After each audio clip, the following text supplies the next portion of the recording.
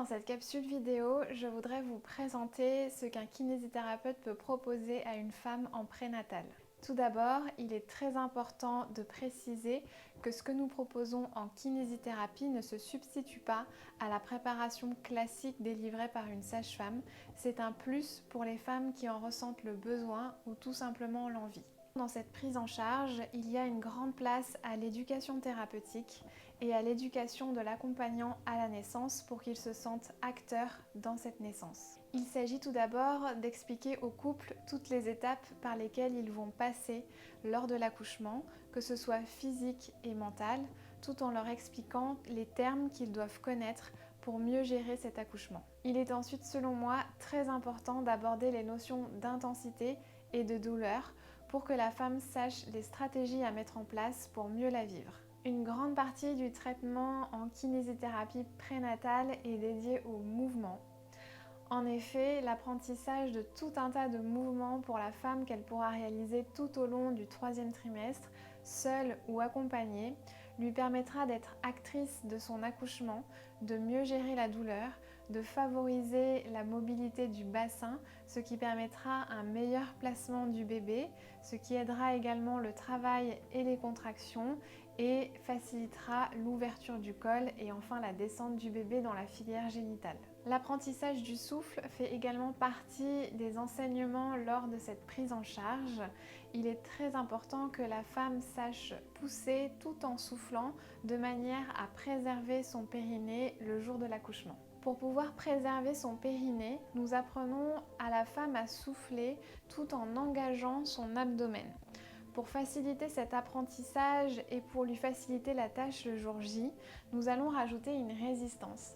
Et un élément très simple à rajouter pour favoriser le souffle en engageant l'abdomen est d'utiliser une paille. En soufflant dans une paille, on crée une résistance au niveau du souffle et l'engagement de l'abdomen est automatique sans même que la femme ait à y réfléchir. Il y a également d'autres outils qui ont été créés par des kinésithérapeutes appelés les souffleurs qui s'apparentent au même mécanisme que la paille. La résistance du souffle est parfois réglable au niveau de ce souffleur.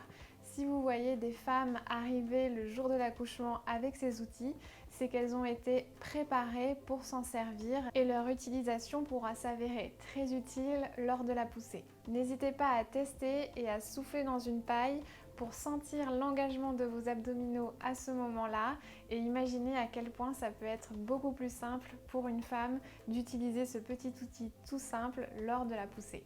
D'autre part, pendant la grossesse, en cas de ptose abdominale ou de fuite urinaire, il est très intéressant d'utiliser la résistance du souffle pour retonifier le ventre et permettre de remonter le ventre, ce qui diminuera le poids appliqué sur la vessie et diminuera également les symptômes. En travaillant de cette manière, on peut également améliorer la posture de la femme enceinte, ce qui préviendra et traitera les douleurs liées à la grossesse. Enfin, à partir de 34 semaines d'aménorrhée, il est très intéressant d'inclure une préparation du périnée. La première chose est tout simplement de faire prendre conscience à la femme qu'elle a un périnée en lui expliquant où il se situe.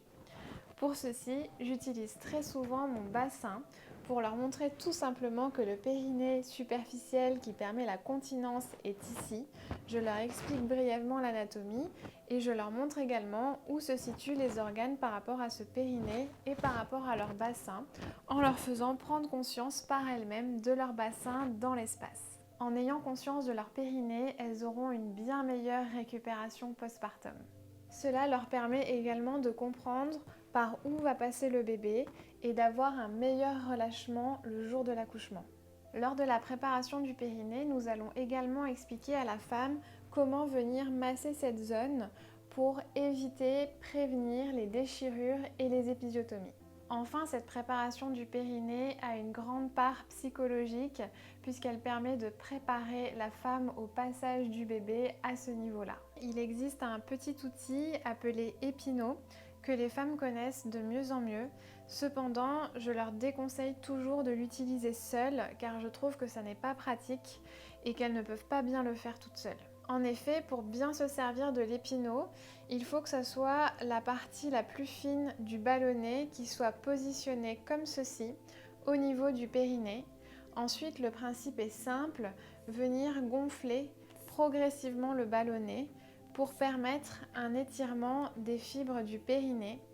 Les exercices vont ensuite consister à faire des contractés puis relâchés du périnée pour favoriser un meilleur relâchement et un meilleur étirement des fibres du périnée. Cet exercice ne peut se faire correctement que si une tierce personne maintient l'épinot correctement en place, puisqu'il n'est positionné qu'à l'entrée du périnée et que s'il n'est pas maintenu, il va automatiquement ressortir. Réalisé dans ces conditions et accompagné par un professionnel de santé, il n'y a aucun risque d'utiliser l'épinot. Je tiens particulièrement à préciser que toute cette préparation ne peut en aucun cas générer une béance ou un relâchement du périnée. Comme tous les muscles, le périnée est un muscle qui se contracte et qui s'étire. Si je viens étirer mon biceps ici, ce n'est pas pour autant qu'après je ne pourrai plus plier mon bras. Au contraire, je vais l'entraîner à savoir se contracter et se relâcher et ainsi le muscle sera totalement fonctionnel.